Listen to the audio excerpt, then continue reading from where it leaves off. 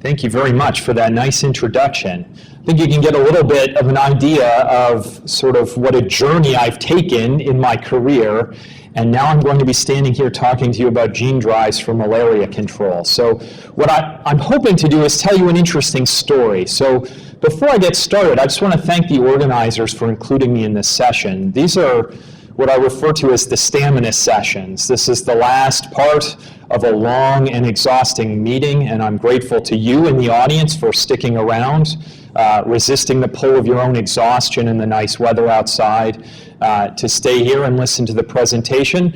I'm also grateful to the other speakers who have done a fantastic job and have contributed to keeping you here, I'm sure. I have to say, because this is a session on One ILSI and on the 40th anniversary of ILSI as an organization, this is my 9th annual meeting, and I am always impressed and humbled when I listen to the presentations from individual ILSI organizations and ILSI organizations working together at the quality of the science that they're doing, the difficulty of the things they're trying to do, and the clear demonstration of public benefit of the work that's going on. So I'm very appreciative to be here, and I hope I can put together a presentation that makes you feel the same way about the work we're doing. So I'm going to talk about gene drives for malaria control, and I put in parentheses, I added to the title, what is the ILSI Research Foundation doing about it? This is the very bare bones structure of my presentation. There's a few complex technical issues that I am going to try to address as quickly as I can. I hope that I can do it in a way that doesn't leave you confused. But in general, I'm going to talk about what is malaria and why do we need tools to combat it. This is probably the easiest part of any presentation in the history of ever. I have to convince you that malaria is bad, which is generally not too challenging. Then I'm going to talk about what is a gene drive and why that might help with the issues around malaria. And finally, what has the ILSI Research Foundation been doing in this area and where we think that might be going. So malaria is the most common parasitic disease of humans. Most people have some knowledge of malaria, although increasingly, if you don't live in sub-Saharan Africa, you don't have personal experience with malaria. So in sub-Saharan Africa, which is the region here in red, this is the highly endemic region of malaria incidence. This is a combination of the worst malaria parasite, which is Plasmodium falciparum, and the most efficient malaria vector. So it's the worst parasite and the best transmitting mosquitoes. All malaria is transmitted by Anopheles mosquitoes, and the best vectors are Anopheles gambige and a couple of other closely related Anopheles species, all of which live here. So it's sort of the perfect storm. Nearly 90% of all of the deaths from malaria today are in this region, predominantly in children under 5 in sub-Saharan Africa. And you don't have to look very far to find some astounding statistics about what the human impact of this is. So it's a very real public health concern. What's also well understood is that malaria is a major barrier to poverty reduction. So in addition to loss of life, there are many associated costs for this parasitic disease. It's a huge economic burden.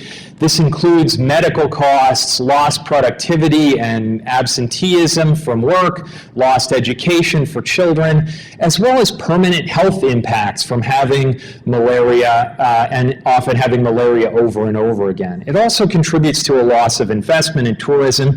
So it's a huge economic burden on sub-Saharan Africa, which has many other economic challenges. It's estimated that the cost of malaria is about $12 billion a year. So that's a very significant economic problem.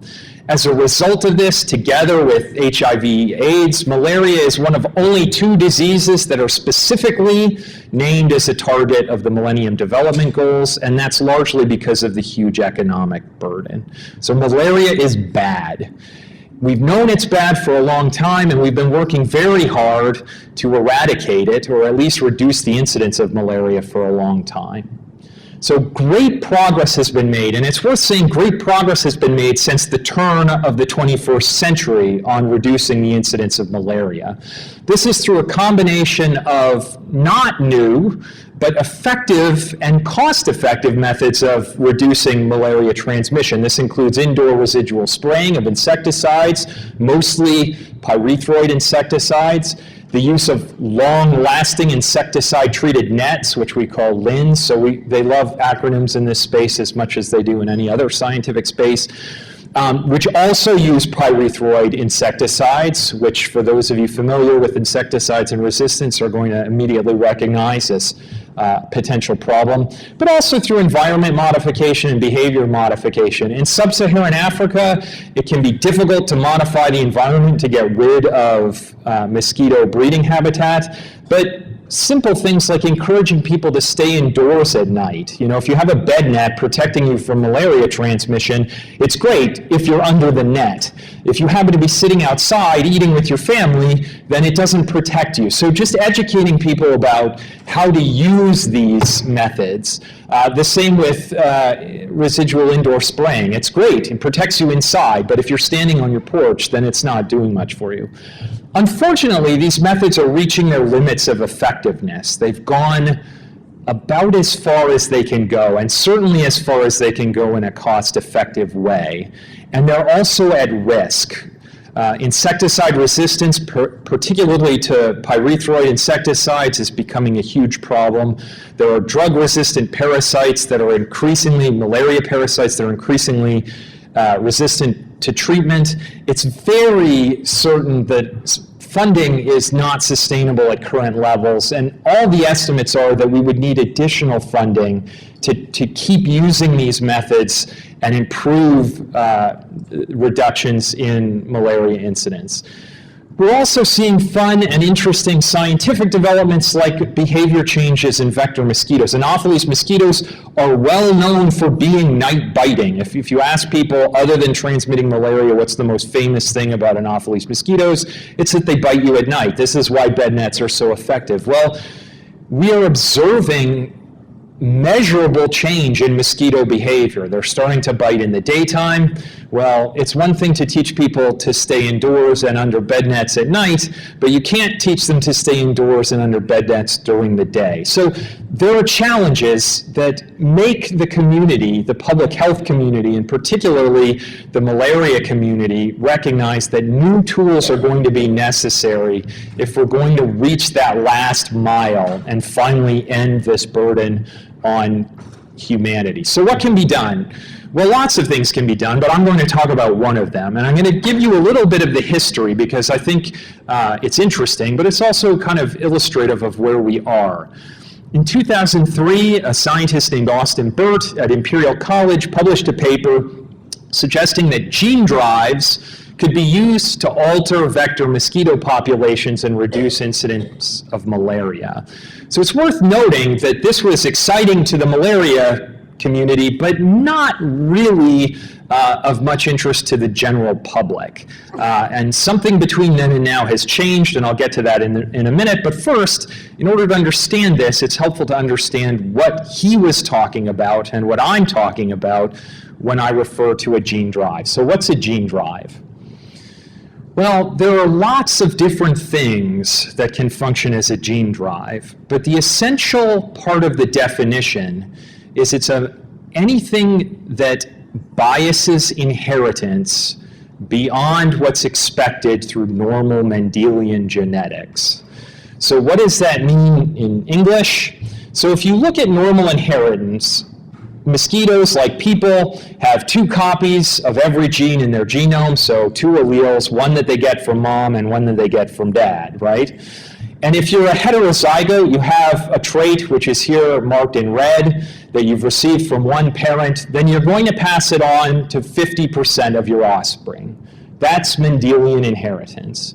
So if you introduce a new trait into a population, it comes in at a relatively low frequency, then what happens with Mendelian inheritance is you don't see a significant increase in the prevalence of that trait in the population, because each organism possessing the trait passes it on to half of its offspring, which then go out and mate with wild-type offspring which don't have the trait, and it essentially stays dilute in the population unless there's a fitness advantage that causes that trait to be selected for. Okay, so I hope that that's clear. This is the part where we lose most people. If you don't have a good genetics background and you don't think about this a lot, it can be confusing. So what does a gene drive do? Essentially, a gene drive takes that starting parent. This is only a heterozygote. It got one allele from its parent and has another wild-type allele. But when it crosses with a wild-type mosquito or anything that doesn't contain the gene, it has biased inheritance, so that more than half of its offspring get this gene. The ideal gene drive is 100% inheritance. That's not very realistic, but you see gene drives that work in the 90% plus range of inheritance. So what does that do? Well, what happens then is that even if introduced at low levels in a population, you can spread a trait very quickly this way until almost the entire population contains the gene, regardless of whether it has a fitness advantage for the organism. So this is the definition of gene drive. It's any mechanism that biases inheritance to increase the prevalence of an allele in a population. So it's important to note that gene drives occur in nature. These are not new. These have been studied for 50 years. It's the general level of excitement around it that's new. So gene drives are very common. If you were to look at your genome, a huge proportion of the DNA in your genome is the result of gene drive from transposons that are canonical selfish genes that have reproduced, and most of those are inactivated in your genome, but we can see this evolutionarily. Gene drives are actually quite common. Every known genome contains at least one active gene-driving element. Most of these are transposons. There's a few other elements that have been characterized. The P element in Drosophila melanogaster, which is a laboratory model organism, it's a fruit fly, was first observed in the wild in the 1950s, and it appears to have since spread to every wild population of Drosophila melanogaster in the world. And this is worth noting because most of the laboratory strains were collected in the 1920s and 1930s, and they don't have the P element. So it's thought that this is a relatively recently evolved gene drive that has managed to spread not to every fly in the world, but to every known population of flies. So these things exist in nature and they're operating. When Austin Burt wrote his paper in 2003, these were the types of gene drives he was talking about. Naturally occurring transposable elements, and in particular, homing endonucleases. These are naturally occurring enzymes which cut DNA and allow the copying of the genetic material that codes for the enzyme into new places in the genome. So they copy themselves automatically, selfishly, as Richard Dawkins would tell us, through the genome. This system has been used in the laboratory. It does work, but it's difficult to work with. And so between 2003 and about 2014, people were pursuing this avenue of research. It was promising but slow. There's a lot of challenges associated with the genetic engineering using these natural gene drive systems and getting them to carry desirable traits into populations. So what happens next? Oh, so sorry. Before I do that, I should say that from the beginning, in 2003, there were two general mechanisms that people hypothesized you could use a gene drive to control malaria. And I won't talk extensively about these, but it's important that people understand. The first mechanism is population suppression. This is where you drive a trait with a gene drive into the population that causes a reduction in that population. And there's a few different ways you can do this. Most of them involve altering the sex ratio. So you increase the proportion of males until eventually it's very difficult for a wild-type female to find a wild-type male, and then you see a crash in the population. For mosquitoes, this is actually very useful because only females bite. I apologize for the typo here. This is sex ratio, not sex ration. That would be quite a different presentation. But the idea is ultimately to remove or substantially reduce the population of the organism in the environment so that it's not able to transmit the disease. For population replacement, which is the other proposed method of using a gene drive, you're driving a trait into the population that has little or no impact on the population itself, of mosquitoes in this case, but is intended to reduce its ability to transmit malaria. So these are things like resistance alleles, and the big difference is that this method keeps the mosquito and the gene drive in the environment, at least for a period of time until you've achieved your reduction in transmission. So people are working on this for 10 years or more, and I wouldn't say no progress is being made, but there's a level of excitement that exists now that didn't exist until 2014. And what happened in 2014 was Kevin Esvelt et al. Published a paper taking advantage of the recently described CRISPR-Cas9 system, which I'll talk only a little bit about. You can spend hours talking about how this molecule works. But what they described was a very elegant way of using the CRISPR-Cas9 system to engineer a gene drive that could carry a desirable trait into a population. CRISPR stands for clustered regularly interspaced repeats, which makes it immediately obvious why everybody says CRISPR. This is actually the do-nothing portion of the system. All the real work is done by the CRISPR-associated protein, which is this blob here. The CRISPR is just the DNA recognition site. I'm not going to explain this, but it's worth noting that it works a lot like a homing endonuclease. But it's a lot easier to engineer a target site of your choosing and to provide a template that the CRISPR will put in the right place, the Cas protein will put in the right place in order to achieve a relatively high level of editing in the genome. So most people have probably heard of CRISPR already. It's blown up. You see articles everywhere. The last I heard, there was a TV series with the title CRISPR being developed by Jennifer Lopez, no less a visionary actress than Jennifer Lopez, to basically take advantage of public awareness of CRISPR and unfortunately talk about all of the mad science that people are doing that's going to wreck the world. So that immediately tells you one of the challenges we have in talking about this technology. When this paper comes out, everyone immediately loses their mind. So some in a positive direction and others in a negative direction. The people who have been working on gene drive and thinking about gene drive for malaria control get very excited. They immediately accelerate their timetables for predicting when they're going to deploy a gene drive in the environment. They start looking at CRISPR-mediated methods of doing that, and they get very excited about it. A tremendous amount of energy goes into this. And then what happens? And where does the ILSI Research Foundation come into this? So following that 2014 publication, there's a big increase in conversation among particularly the public health community and the malaria research community about how they're going to move this tool, once they have it in hand, into the environment. And they start having discussions, and they immediately realize that there's very little experience among the researchers who are working on this with A, environmental risk assessment, and B, the regulation surrounding the introduction of genetically modified organisms into the environment. And there's no way you're going to make a gene drive using this method that's not going to be considered a genetically modified organism.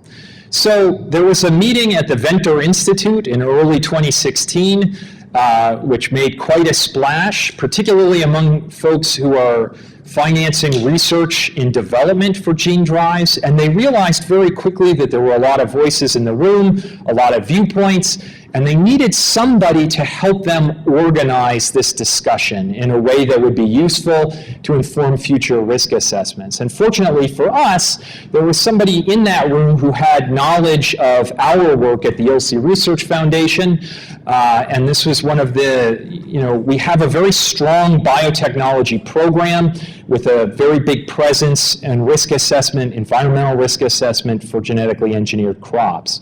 So more or less, he phoned me up and said, would you be willing to help us with this? And after I stopped doing my cartwheel, I said, yes, what would that mean? So he put us in touch with the Foundation for the National Institutes of Health. This is a nonprofit organization that was formed to help the US National Institutes of Health with its mission. And they work on this issue, malaria control. And one of the ways they do that is by supporting research on gene drives. So we began to speak with them about what they thought was the need in this area, and it turned out what they needed was exactly what we've been doing for genetically engineered crops and environmental risk assessment for the 9 years I've been at the ILSI Research Foundation, and that's problem formulation. So problem formulation, for those of you who are not don't swim in the risk assessment vernacular, is a scoping process, an orderly process to help you determine just what it is that you're worried about, what are the harms, what are the potential harms, how would your activity cause those harms, and what sort of information do you need to know to assess the likelihood of those harms being realized. So together with FNIH, and they were generous to provide funding for this, we organized a workshop very quickly in May. It took place in Reston, Virginia, which is nowhere special, but it's near Dulles Airport, which is the largest airport near Washington, D.C. And we had about 47 participants with a very wide geographic representation. So we had someone from every habitable continent except for Australia. Sorry, Sue. And we had a wide range of expertise. We had researchers in gene drive, we had researchers in mosquito biology and ecology, we had public health officials, there were observers from the WHO there. We also invited people who had regulatory experience from the US, from Europe, from elsewhere in regulating genetically modified organisms, and people who had experience in genetically modified mosquitoes that don't use gene drives. I will say that this is the first time I've ever had to answer the phone with people begging to get into an event where I had to tell them no. So I say that just to give you an idea of the sudden and immense interest in this topic that we've been dealing with over the last couple of years. So this was an incredibly broad and also an incredibly accomplished group of people. Austin Burt is there, Kevin Esveld is there.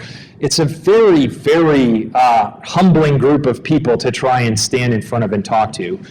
The purpose of the workshop is to start conversations about gene drive and risk assessment and potential uses for malaria control, not to finish them.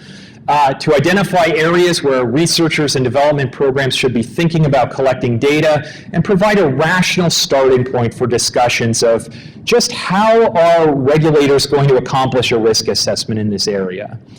As I always do, I'm going too long, so I'm going to speed up a little bit. This is the structure of the workshop. It was 3 days. The first day on all the scientific and technical background you need to understand our friend the Anopheles mosquito, background on environmental risk assessment, how we do that, and problem formulation methodology. The second day, from dawn till dusk, was breakout groups, walking people through case studies to help them put together pathways to harm and identify relevant environmental protection goals.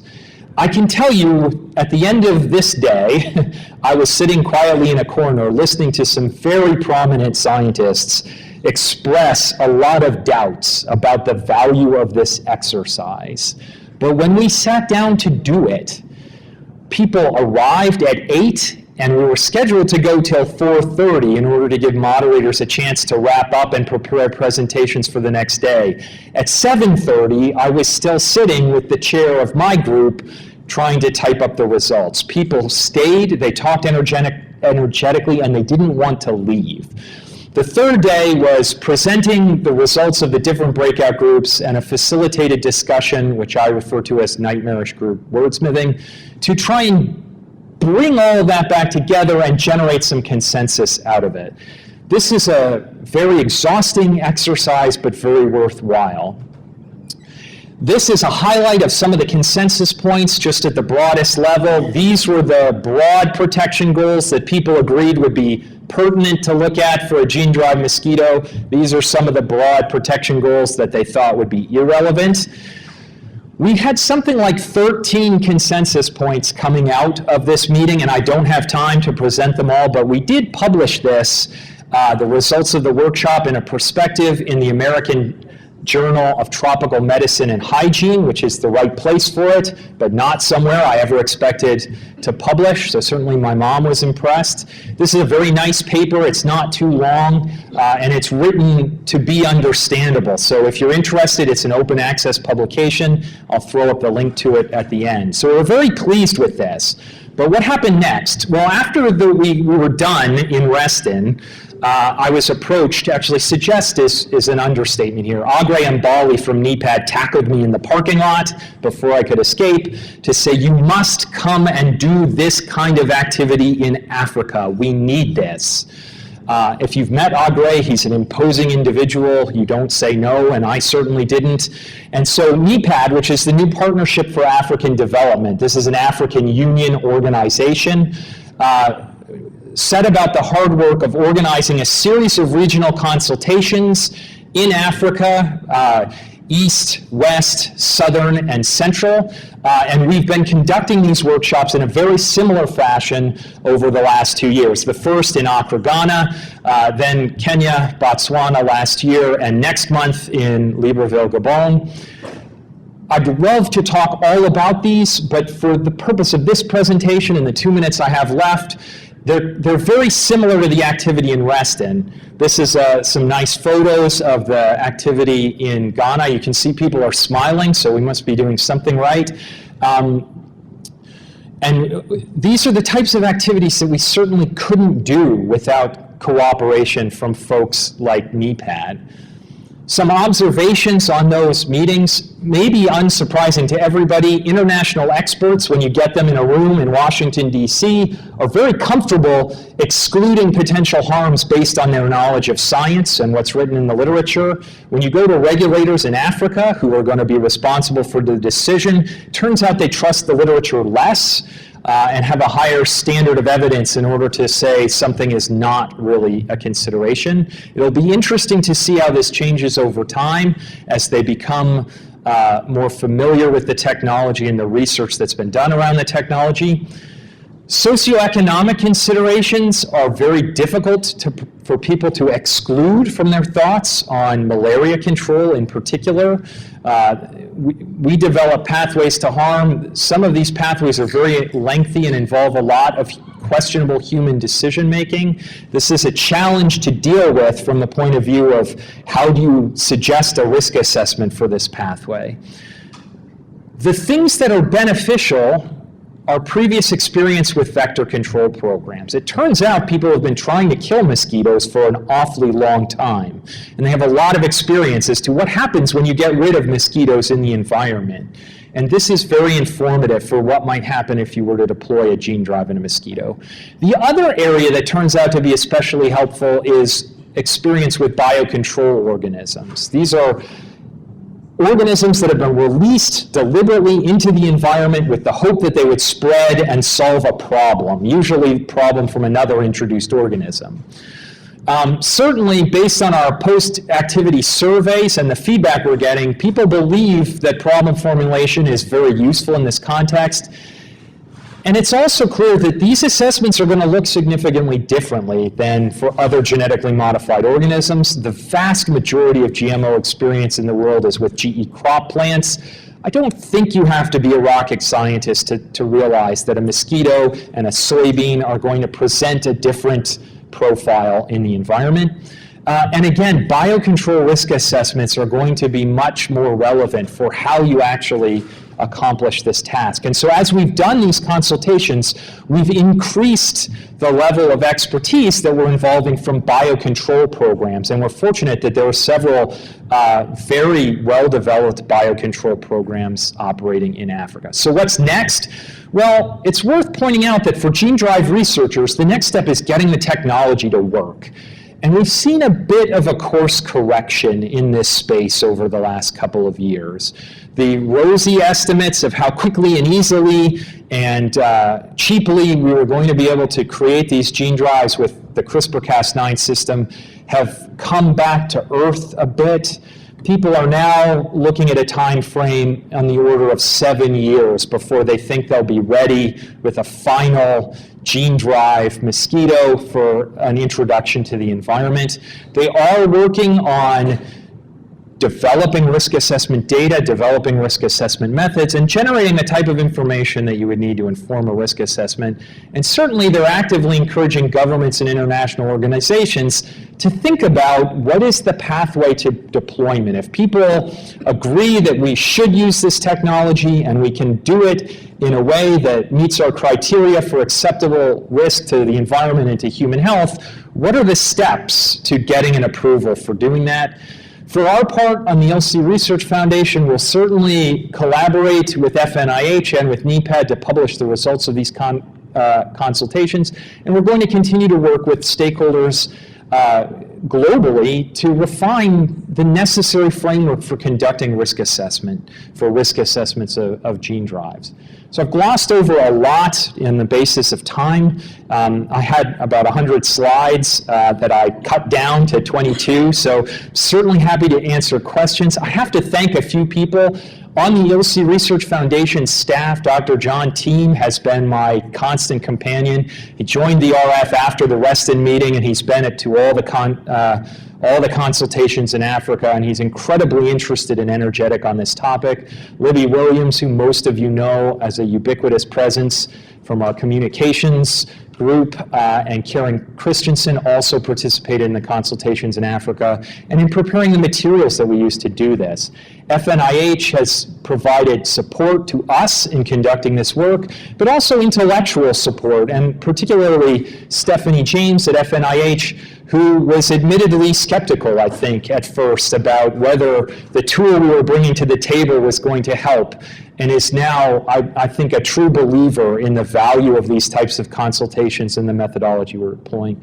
NEPAD, certainly, as well as all the participants in the workshops. These are difficult things to think about, and again, it's humbling for me to come and see people who are willing to devote their time and energy to grappling with some very complicated scientific and social issues. Thank you very much. This is the link to the paper. If you don't want to try and get a copy of this, please feel free to email me, and I'll be happy to answer any questions. I hope that I haven't terrified you or put you to sleep, and I thank again the organizers for inviting me, especially Hanya, who's been very patient as I blew through all of the deadlines for providing materials. So thank you very much.